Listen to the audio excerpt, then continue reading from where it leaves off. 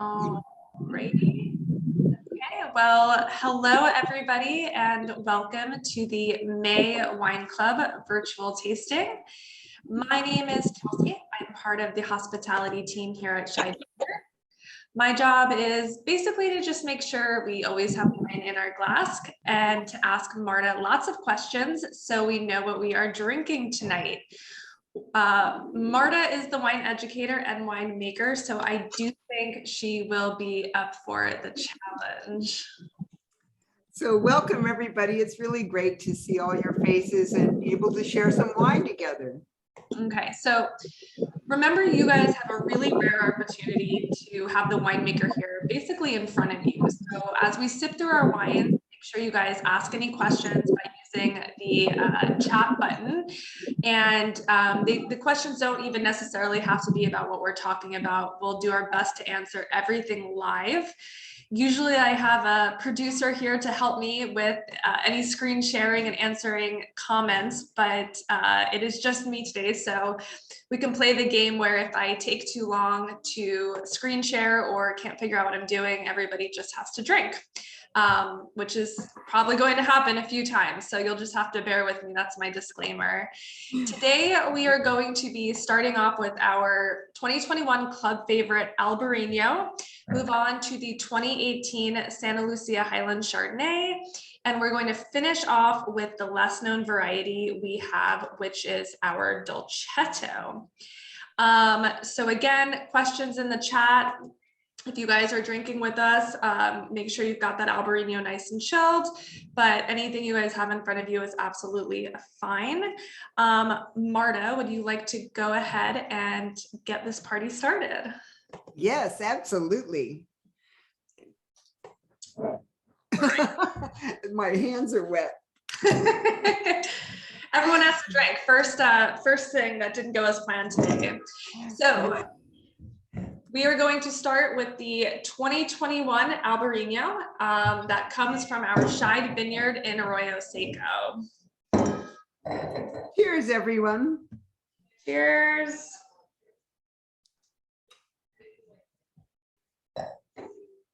Okay, so a fun fact about this grape is we only have 1.01 acres of this grape planted at Scheid Vineyards. So why don't we start off with how much is planted in California, Albarino? Well, really not a whole lot. The 2021 California Grape Crop Report showed only 560 acres total in California, and most of that is in pretty close proximity to the Pacific Ocean. We didn't have any in California until 2002, and then originally there was only 2 acres planted. Oh, wow. Yeah, that is not very much at all. So let's talk a little bit about where this grape originated from before it made its way to California back in 2002. Well, it's best known for the Rías Baixas region in northern Spain, where it makes up about 90% of all the plantings. But it's also fairly common in the Vinho Verde region of Portugal. And Albarino has been documented in that area of the Iberian Peninsula since the Roman times. One theory about how Albarino came to that region is that they thought that maybe pilgrims traveling along the pilgrim trail towards Santiago de Compostela in northern Spain brought these cuttings with them.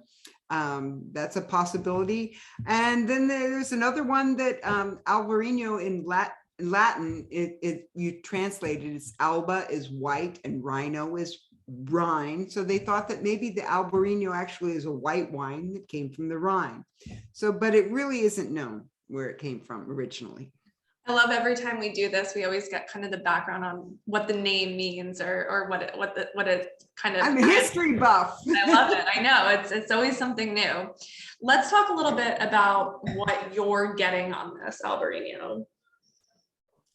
I get a lot of citrus flavors in this. I get a lot of lime, stone fruits, and melon, also some tropical flavors.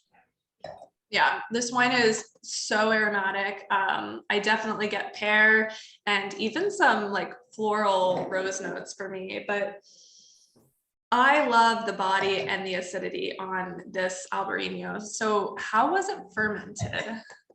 Well, this is fermented in stainless steel, and it's fermented cool to try and keep a lot of those aromatics. Um, Albarino has a lot of terpenes and thiols that really give it that lush aromatic flavors that we smell and we taste in here. And those phenolic compounds can also help this wine to age, although it's usually consumed really very young. I feel like lush is a really good word, especially like on my palate, even though it has that really kind of crisp acidity. I get that lush. That's a good word. Let's talk food pairings. What would you pair an Albarino with? Well, I was fortunate enough to spend a bit of time in Portugal, and I have a lot of fond memories traveling around in Portugal and eating a lot of seafood. And one of my most fond memories is having a blue crab, believe it or not. I think if I was you, I would be sipping on this quite frequently just to go back to those memories. And Lisa says that she would pair this with a hot summer day. So That's true. I definitely agree with this, that as well. I always kind of think about Albarino and like really nice fresh fish tacos. My memory of fish tacos is San Diego, and I didn't even know about Albarino at the time. So next time I have fish tacos, I think I'll swap out the Corona and I will do a bottle of this. Curious to think what else you guys have to say. Vivian agrees with me, so fish tacos for the win.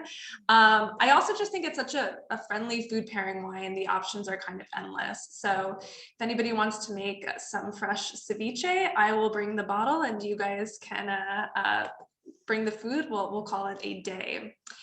So if you guys want to type anything else on that, go ahead. I absolutely love this Albarino. And again, we sell out of this every single year with our club members because they just buy it by the case.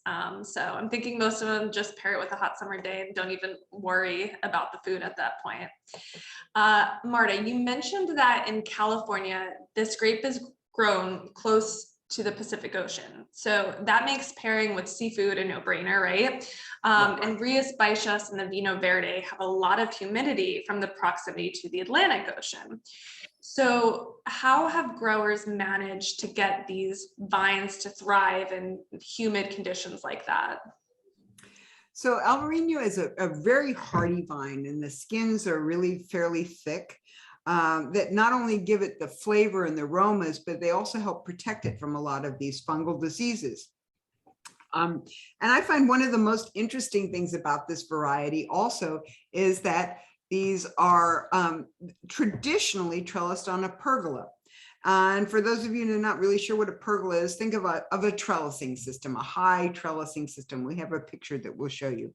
But they're high off the ground, and it prevents the grapes from rotting, and it allows for a lot of good air circulation. But it could be a challenge harvesting. I mean, I'm kind of short and some of these pergolas are kind of high, so I might be having to stand on a bucket or a little step stool or something to get them. Again, I wish we had more photos of you back in the day. On a bucket.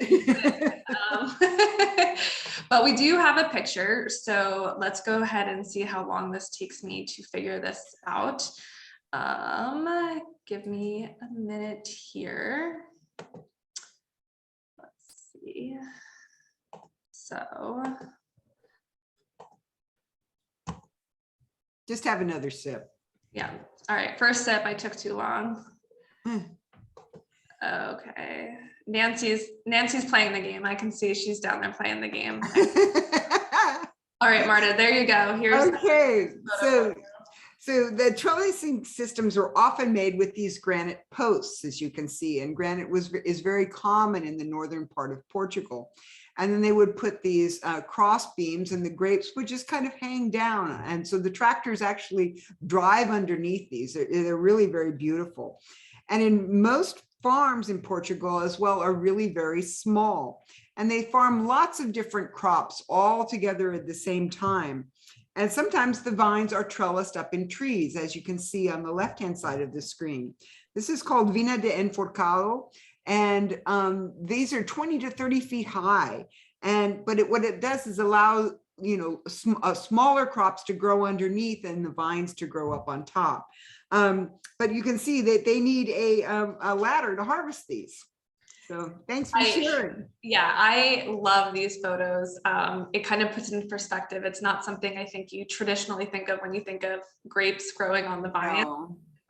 Looks a little bit dangerous, but is this something that we could see in Monterey County if we're driving down the Monterey County vineyards? Is this something we're gonna see? No, not usually.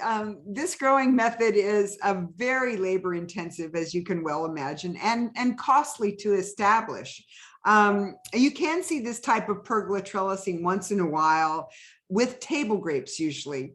And in the San Joaquin Valley, and you used to see them much more often, but it's because of costs and because of more modern farming practices, you really just don't see them anymore. You can imagine, though, how nice it would be if you were harvesting grapes in the hot San Joaquin Valley sun to be underneath the shade of that pergola picking grapes. Yeah, that does sound a little bit nicer than that full-on sun. I know you mentioned Albarino is the primary variety Vinho Verde in Portugal. So if you break it down, Vinho Verde means green wine. How does that fit into what we're drinking now? Well, the berries aren't really green either. They're really kind of a golden color and sort of a greenish gold. And they're also some of the smallest wine grape berries that are out there. I know Vinho Verde translates it as literally as green wine, but what it really is meant to mean is young wine. And this is usually released really very early, and it's for early consumption. So if it's meant for early consumption, does that mean we can drink it as soon as we get the bottle? That's right. You can. You have my full permission to drink it now. And as a winemaker, I would want you to drink this when it's young and fresh and aromatic. I think that's when this is the most perfect. Okay. So you guys heard it from the expert. You can finish this bottle of wine tonight and open another one because that's what Marta wants you to be doing. You're welcome. And speaking of finishing bottles, hopefully we have kind of gotten to the end of our taste of the Albarino. And I think if we don't have any other questions on Albarino or the winemaking for the Albarino, we can move on to the Santa Lucia Highlands Chardonnay. So we'll give us a minute to pour some of that. And that is our reserve. So it's a reserve 2018. It's got that pretty black label. This 2018 vintage comes from fruit from the Escol Road Vineyard, which is just outside of Gonzales in the Santa Lucia Highlands appellation. So for those of you not familiar, I love the nose on this one, with the Santa Lucia Highlands, or SLH for short, that's probably what we'll be calling it. I am going to show you all a map. So let me pull that up.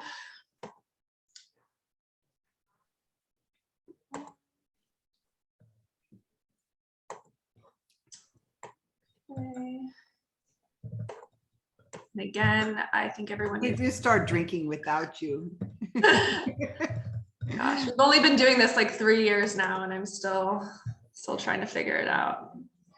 Okay, there you go, Marta. All righty. So Santa Lucia Highlands appellation is an appellation within the Monterey appellation, and it's known for cool climate varieties of Pinot Noir and Chardonnay. You can see the Santa Lucia Highlands in the picture on the right. It looks kind of like that big lake. As those of you that live locally know, we don't have a big lake anywhere near us like that. But it covers that whole bench that kind of runs along the Salinas Valley, just at the bottom of the Santa Lucia Highlands Mountains. Okay, so I know that at Scheid we farm over 400 acres of Chardonnay. So why are we buying a small amount of grapes from the Santa Lucia Highlands?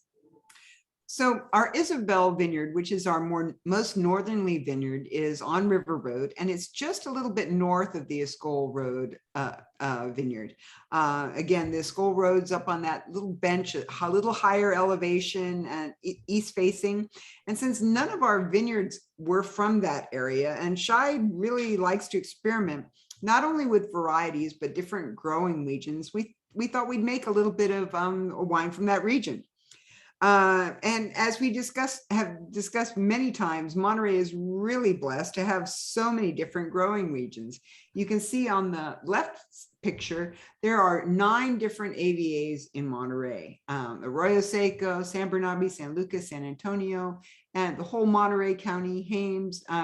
It's really wonderful for us to have so many different growing regions. Yeah, and that, again, that what looks like a lake, but it's just shading. So that would be an east facing slope, correct? That's correct. Okay. Yes, stop sharing that. Find out where. Okay. All right.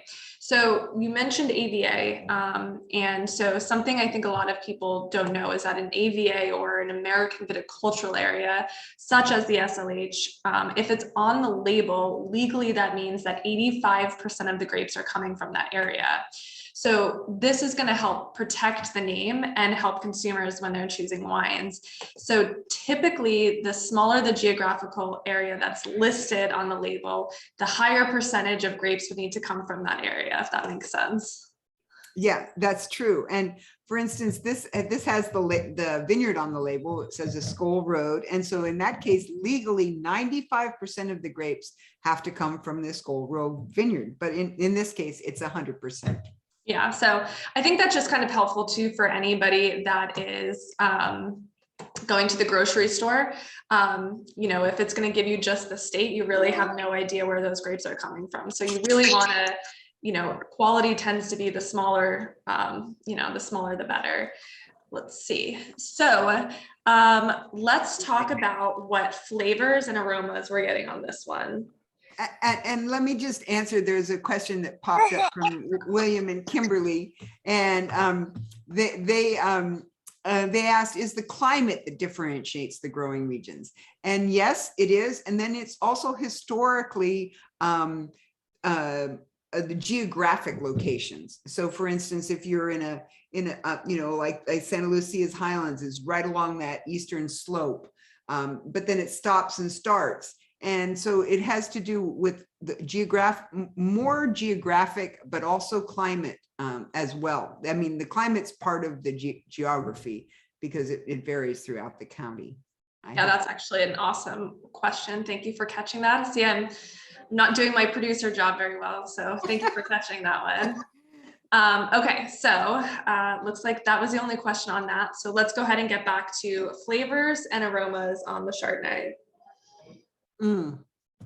For me, I really just love the commingling of the fruit and the oak. And on the fruit side, you get these yellow apples and the pears and citrus. And on the oak side, you get a lot of that butterscotch, that vanilla. It's just really soft, rich, and a really, really lingering finish on this. Yeah, I definitely get the pear, the apple. One of my favorite flavors on this that was the butterscotch. So let's talk about why historically mostly oak was used to age wine. So being a history buff, I love the story of barrels. And barrel building was originally developed by boat builders, which only makes sense because they had learned how to bend planks of wood. Originally, barrels were used for all kinds of things, for gunpowder, for dried fish, for linens, oils, as well as for wine and oak, or wine and spirits, excuse me. And so the use of oak kind of came about by a trial and error method. As the barrels makers started making different barrels, they realized that some were better for some purposes than others. For instance, barrels that were used for dried fish were usually made of poplar, which was not only odorless, but it was salt resistant, and all the fish was salted. Butter and meats were stored in barrels that were made of acacia that was rot-proof and odorless. But because of the high tannin content in oak and in chestnut, those were really the only two oak woods that were used for wine and spirits. That's crazy. So what does the oak do to the flavor of the wines? Is it just from the barrel itself, or is it the aging process? So there's many different aromas that are imparted from the oak, and it's often depending on the species of the oak, where it's grown, but it also has to do with how the barrel is made, what the toast level of the staves that were used to produce that barrel. And some of the aromas that are most closely associated with barrel production are things like vanilla and coconut and burnt sugar and butterscotch and caramel. And those are imparted just from storing the wine in the barrels. But there's also the simple fact that when you're storing the barrel, it's actually a controlled oxidation. So this slowly oxygen moves into the wine through the barrel staves.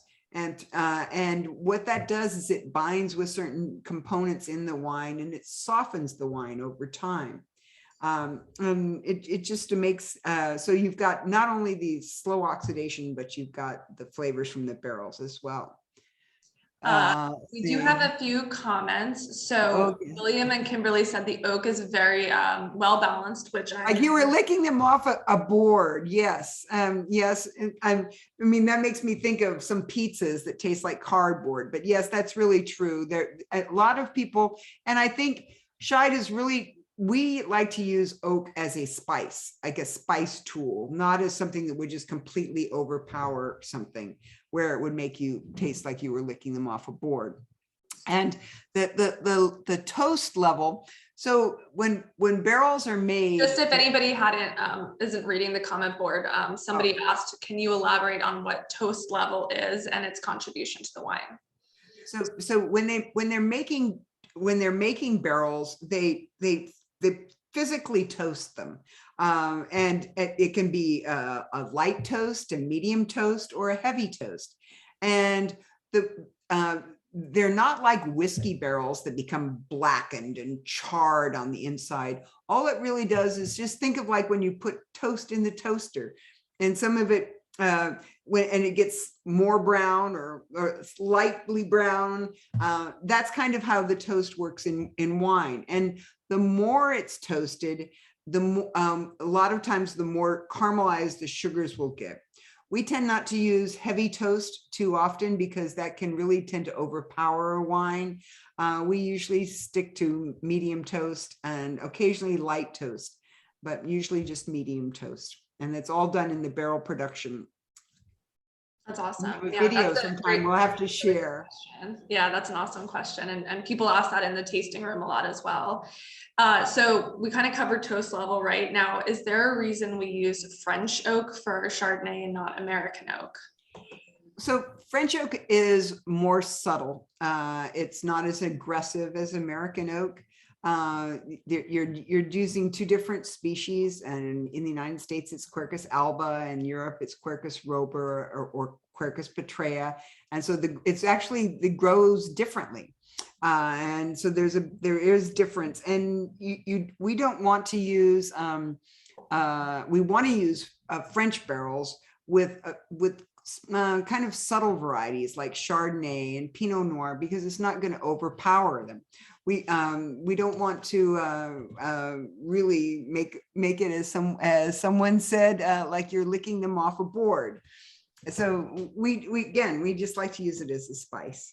If any of you want to ever taste for yourself what the French oak tastes versus the American oak tastes like, my suggestion is the next time you're in a bar, you order a shot of Old Grandad and a shot of Hennessy Cognac. Now, it's much easier to taste it in spirits because spirits essentially are neutral when they start out, and they get their flavor from the oak aging. And Old Grandad would be the American oak, and Hennessy Cognac would be the French oak. So that's an opportunity for you to try them on your own. All right, so we know that we should finish the bottle of Albarino and open a second bottle, and also that we need to go out and take some shots. So we're partying now. Yep. Yeah, we got our hands full. That actually makes a lot of sense, though. So a question that we get all the time in the tasting room is, where does that buttery note come from? So a lot of people tend to have a really strong preference towards, I don't want any butter in my Chardonnay, or I absolutely love that creamy, buttery texture. So I don't want to go too deep in the winemaking weeds here, but I have to talk. Hold on, Josh has a. Oh, he's got some old granddad. All right. Here we go. All right, someone's having a long night after we get off this. So I just have to talk a little bit about the wine chemistry. So malic acid and tartaric acid are the predominant acids in wine grapes, just like citric acid is the #1 acid in lemon juice. So malic acid is found in most fruits, and it's usually associated with green, unripe fruit. The name comes in Latin, comes from malum, which is actually apple in Latin. And during the ripening season, this malic acid is respired by the plant. And in warmer regions, that malic acid can really totally disappear. After the initial fermentation by yeast to make the alcoholic fermentation, often a secondary fermentation will take place by bacteria. And this is called a malolactic fermentation. So what are the bacteria then doing to the wine? And again, where are we getting this butter? So the bacteria are consuming the malolactic, the malic acid in the wine, and they're converting it to lactic acid, which is a softer wine, will be softer on the palate, and so the total wine acidity will ultimately decrease. But at the same time, it's producing a byproduct called diacetyl, which gives you that rich, buttery component. So it's a byproduct. Now, a winemaker can encourage a malolactic fermentation or prevent it, depending on the grape variety and the style of wine that they're making. Almost all red wine goes through a malolactic fermentation immediately after the primary alcoholic fermentation. But since white wine is fermented often very cold or cool, a winemaker can make that choice if they want to encourage the malolactic or not. Interesting. Yeah, I feel like even if people do know a little bit about the malolactic fermentation, they're not familiar that it's used so commonly on red wines. So dare I ask, how do we encourage bacteria? Well, we could get out the pom-poms, and say a few cheers. We can pray. Okay. That helps. But seriously, winemakers have to give the wine the right environmental conditions for the malolactic to occur.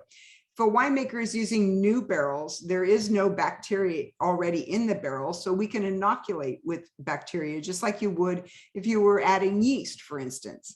In the case of this barrel fermented Chardonnay, we can move the barrels into a warmer room, and because the warmth will help encourage that malolactic to go.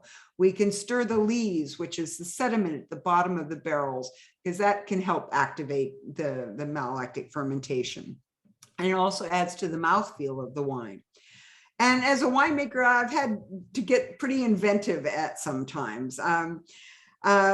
One of the reasons that most red wine goes immediately through a malolactic is because the conditions are ripe. They're nice and cozy for the bacteria, warm. It's really ripe for the bacteria to grow. But if that's not the case, we have to do something to warm up the barrels. So I have put electric blankets on top of barrels. I have dropped aquarium heaters into barrels and into tanks to try to get the wine to warm up enough so that the malolactic could go. So it's not always just praying. So that is amazing. I take back wanting a picture of you on a bucket. I want a picture of you cuddled up next to the barrel, trying to keep it warm and encourage that fermentation.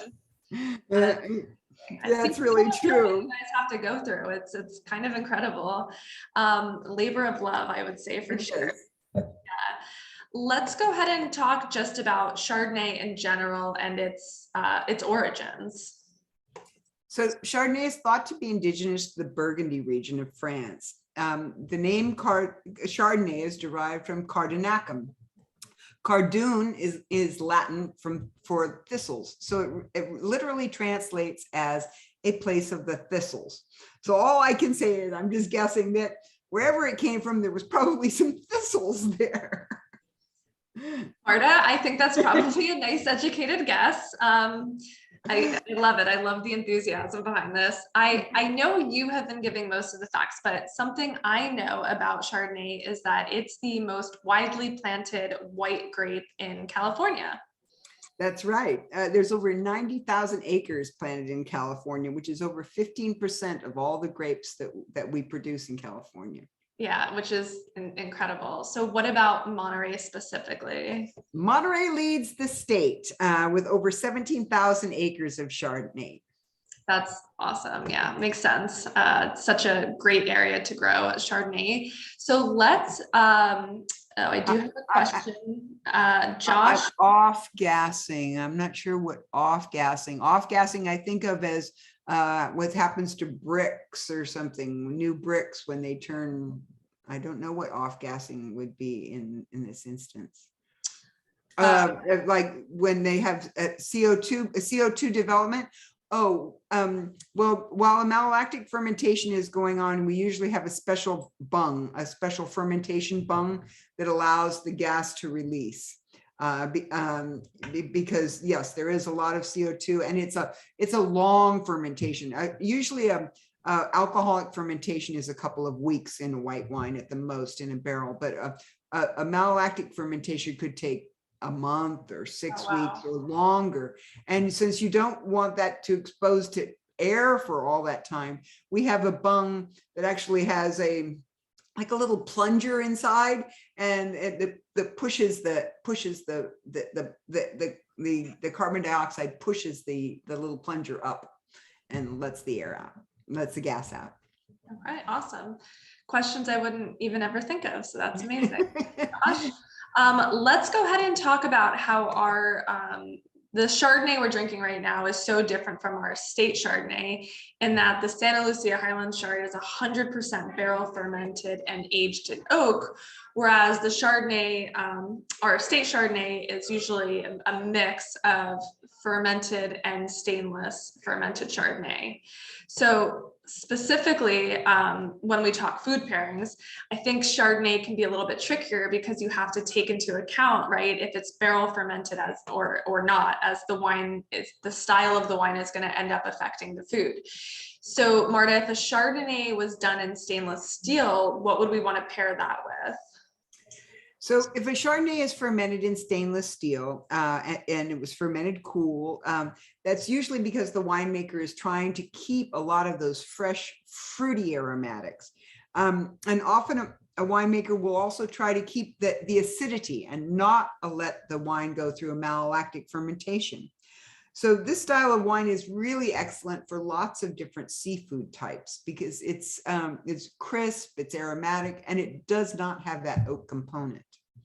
So you could probably pair it with something similar that you would actually pair your Albarino to. So maybe even fish taco with some stainless steel Chardonnay could be in my future. Now what we're drinking right now is fermented in 100% French oak barrels. So now you've got some other aromas and structural components that come into play, right? You get kind of the toasty oak and the structure from the tannin of the barrel, and then those vanilla buttery components from the malolactic fermentation, right? So that gives you a softer acidity. So remember, when you're pairing food and wine, you want the weight and the structure of the wine to pair with the weight and the structure of the food.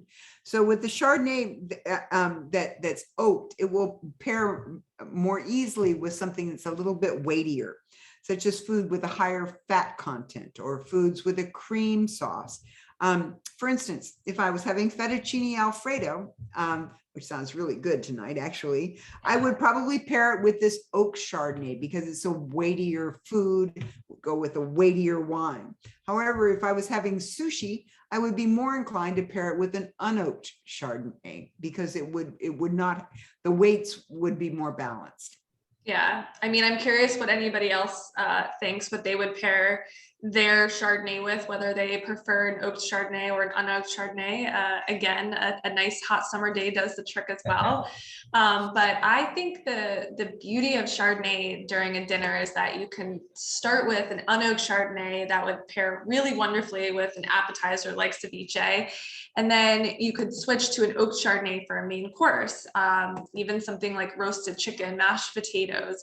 So you don't necessarily have to move into a red wine for a heavier meal, where I think a lot of people sometimes think, okay, main course, unless it's fish, we have to do a red. You don't necessarily have to do that with a oaked Chardonnay. Unoaked in summer, oaked in winter. Okay, I love it. So now we're changing the seasons. Well, you know, and what I like about that too, unoaked in summer, because you could have it nice and cold, whereas a lot of oaked Chardonnays people like slightly warm too, which would be good in the winter as well. And then Vivian said, oak Chardonnay reminds me of Thanksgiving. And yes, I completely agree. You've got turkey, mashed potatoes, gravy. Bring it on. That sounds absolutely amazing. And you know, even what I love about Chardonnay in the tasting room is a lot of people have told me they don't like oaked Chardonnay, and then they end up buying this bottle that we're drinking right now because it is so well balanced and still has a really nice crisp quality to it. So I think a well-made Chardonnay can still give you the best of both worlds. Yeah, it's, you know, Chardonnay is a really versatile wine, and depending on its style. And I often have people express a little consternation in not knowing beforehand if a wine has been aged in oak or not. And thankfully, you're starting to see more people put that on the label, like unoaked or stainless steel fermented or something like that on the label. But if you do not like oak, for instance, in some ways you're in luck. And since we mentioned the barrels, I just want to say that most French oak barrels are well over $1,000 a piece now. Now you can use them more than once, so it's not like you've just one and done kind of thing, but that does add to the cost of the wine. So a more moderately priced bottle of Chardonnay probably will not have as very much oak in it. And this is also one time when reading the back label can sometimes help. If it starts talking about the tropical fruit aromas, you can probably go, aha, that was fermented in stainless steel. Where if it says, oh, the taste, the toasty hazelnut, caramel, butterscotch aromas, you can probably go, well, I think that has a little bit of oak component to it. Yeah, those are awesome pointers. Again, anything that helps with the overwhelming wine aisle and what choices to make. So I think those little tidbits are awesome. Hopefully we have kind of finished our glasses with the Chardonnay and we can move on to some red. What we are going to finish up with tonight is our 2018 Dolcetto. See you guys can see there. I'm sorry, 2019 Dolcetto. I don't think a lot of people are too familiar with this wine. So can you go ahead and talk to us a little bit about the grape itself?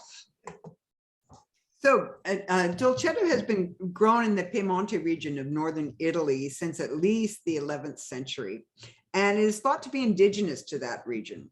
It was brought to California in the 1880s by the Italian immigrants who brought Barbera, Charbono, Sangiovese, and so forth.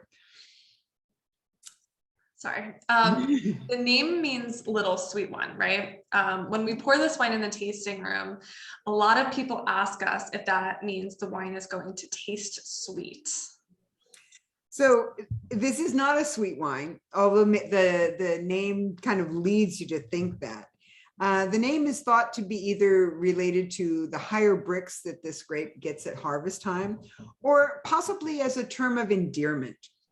And I say that because in the Piemonte region is most famous for Nebbiolo, and there are plantings of Barbera and there's plantings of Dolcetto.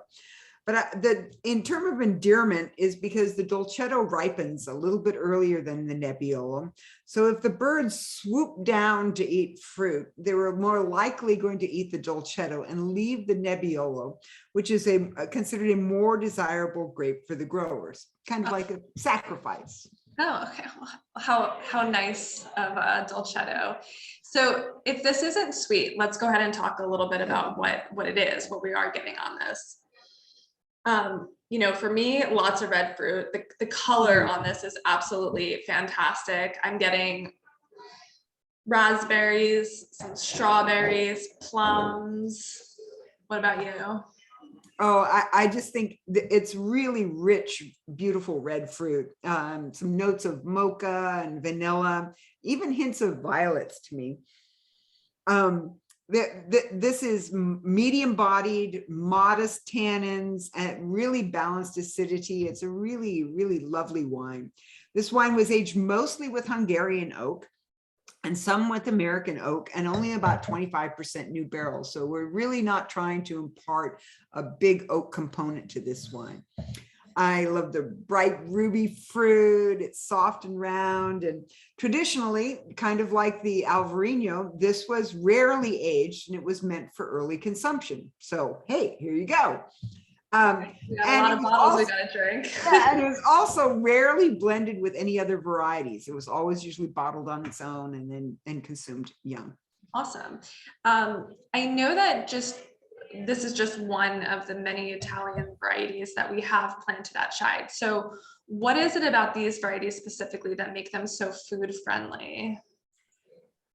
Well, I think there's a couple of reasons, but one is that they have such great acidity and it makes them so food friendly, and the moderate tannin structure makes them really approachable to many people and makes them so versatile.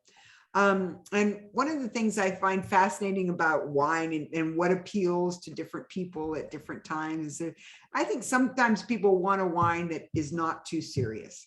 They want a wine for that Tuesday night chicken dinner or that Friday night pizza, or simply a wine to share as a glass of wine with some friends. So I think that this kind of fills the bill for that. I agree. I feel like, it's sometimes a little bit overwhelming when all you get is just that wine that will be great in 10 years. So to have a wine that you can drink young and that's supposed to be drink now is kind of nice for everybody. Agree. I love this wine with food. Vivian says pizza, and that is my go-to for this wine. Trader Joe's actually makes a really awesome arugula and prosciutto pizza that pairs very fantastic with this. But I did just get back from vacation from the East Coast, Jersey and New York, where I had some greasy New York pizza. And I think that would pair really perfectly with this too. I think so. And I think my husband would feel that arugula and prosciutto pizza was sacrilegious. he's from New York as well. So, it's a whole big thing on the We'll stick to the greasy pizza then. Yeah, stick with the greasy pizza. Okay. But what I do have is a picture of what this dolcetto cluster looks like, just because it's a little bit different. So let me go ahead and pull that up. Yeah, I think what you'll be impressed with is how big the clusters are. They're really big. They're usually what we call wings, and so that at the top of the cluster there's like two little mini clusters that come off to either side on it. And if they're ever thinning, for instance, they think there's too much crop, they can actually just take those wings off and leave the rest of the cluster. The berries are really intensely colored blue black. And they just have a lot of color, which you can see is in the wine itself. Like the color is just absolutely incredible. Yeah. I love the wings though. That is a little bit different, and that's a nice name for them. So how much dolcetto do we grow at Scheid? Well, Scheid only has a half an acre planted at our Riverview vineyard, and the clone that we have was brought from Torino in the 1990s. In California, there's just 81 acres total of dolcetto under cultivation. So we feel really fortunate. That is 81 acres, and we've got half an acre of that. That is kind of incredible. I didn't realize how little was planted and how lucky we are, but I also love how many of these wines that we have that are so limited in production and so special. So for this dolcetto, we only made 150 cases of it.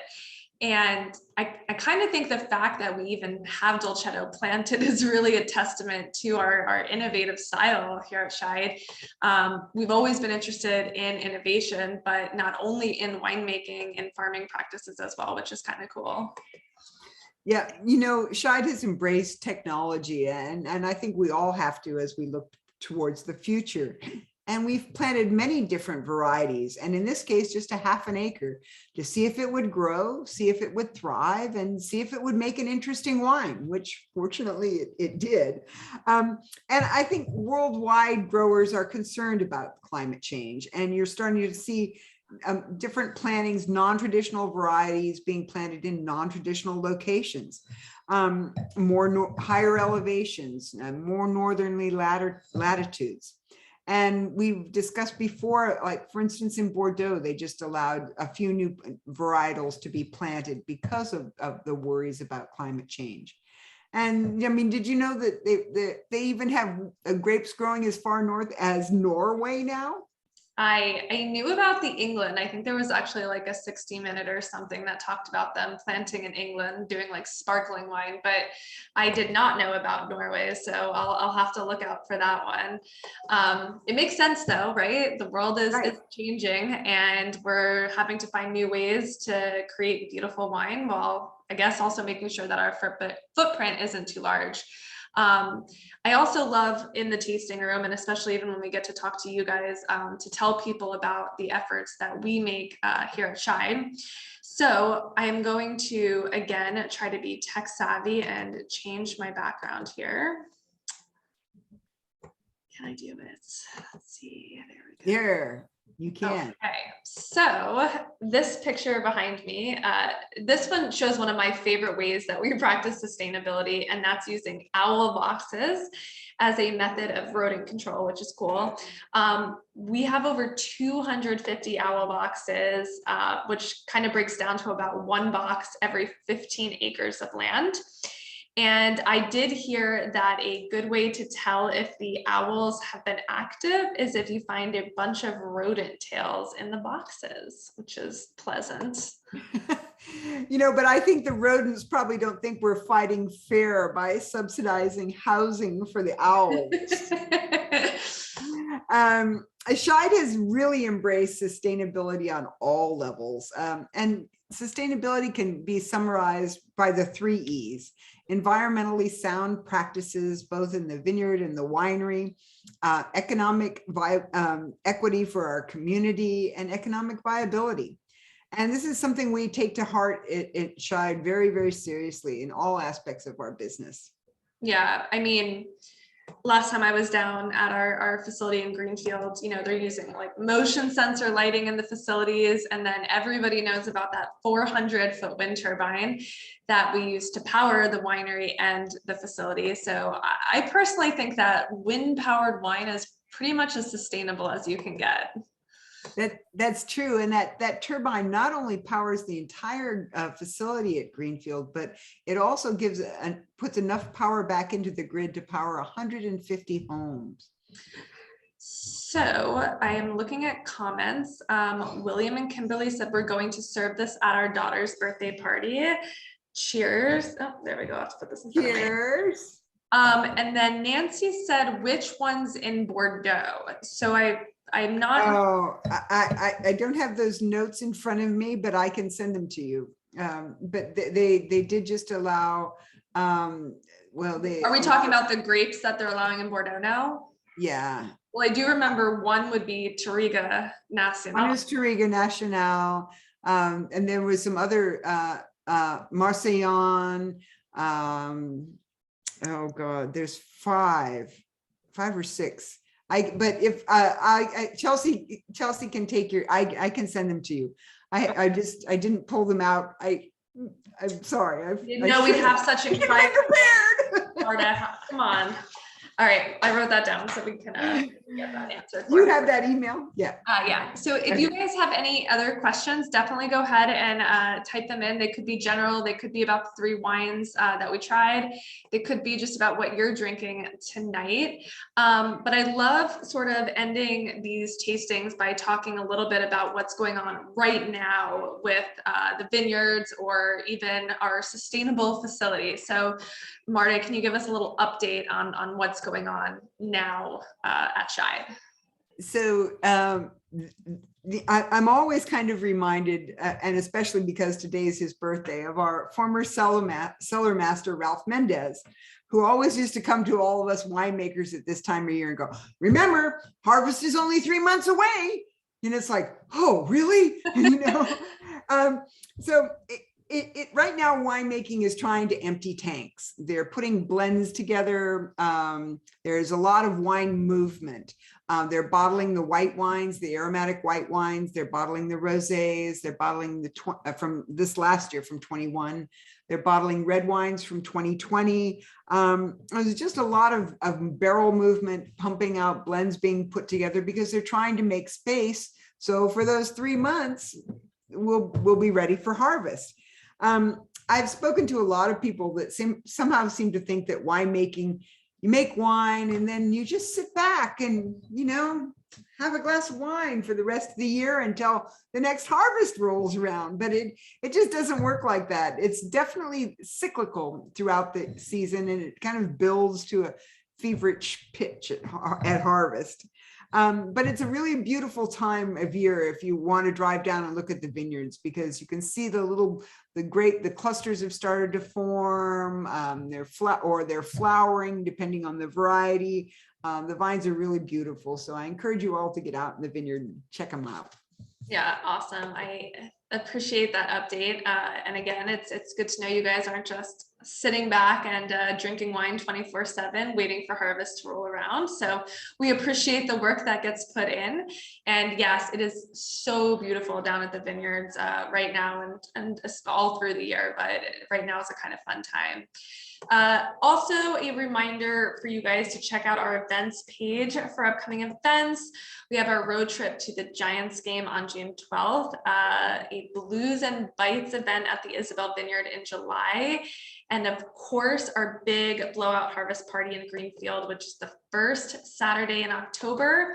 So even if you guys are out of state, I've now given you plenty of time to book your tickets and take a trip to Monterey. Come visit us.